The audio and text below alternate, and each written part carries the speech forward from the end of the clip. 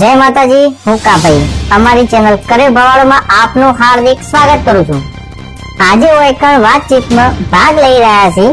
ગોધીનગરથી ખાસ મહેમાન જીગાભાઈ, લાલાભાઈ અને પોપટલાલ, તમામ ત્રણેયનું હાર્દિક સ્વાગત કરું છું મારી ચેનલમાં।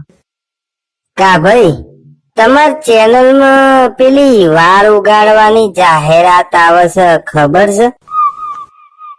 યાર જીગાભાઈ, મેં પહેલા જ કીધું તું પોપટલાલ ને નહીં લેવા જોડે। ના પોપટલાલ, મેં નહીં જોઈ જાહેરાત। અરે પેલો એક બૂન આવી છે ને હાથમાં બાટલી લઈ, તેલ વેચવા નહીં આવતો એક બૂન, એની વાત કરું છું। અલ્યા યાર, પણ તમારું શું કામ છે એનું?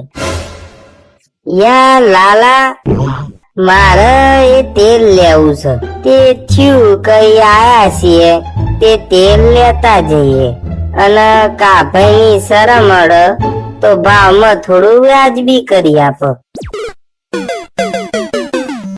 કોને સમજાય? નકર હું એને હવે જોડી નાખી।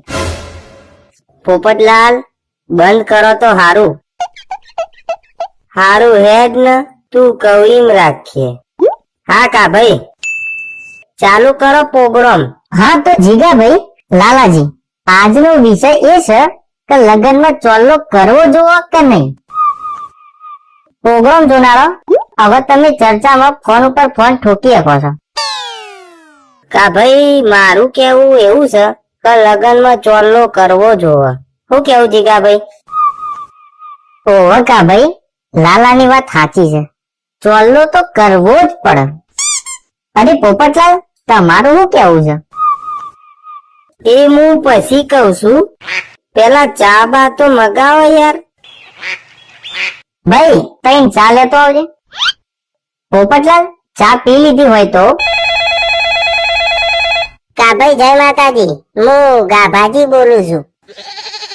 જય માતાજી ગાભાજી, શું કેવું છે તમારું? હું એમ કઉ છું કે લગ્નમાં ચોલ્લો કરવો જ જોવે। એક કંકોત્રીમાં તો આખું ઘર આવે છે યાર ખાવા, અને નહીં હોય તો ₹800 નું ખાઈ જશે।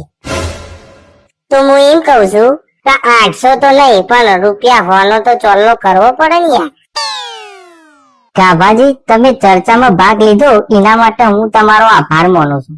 ના ના કાભાઈ યાર, એમાં હું આભાર માનવાનો હોય? આ તો બે ઘડી નવરો હતો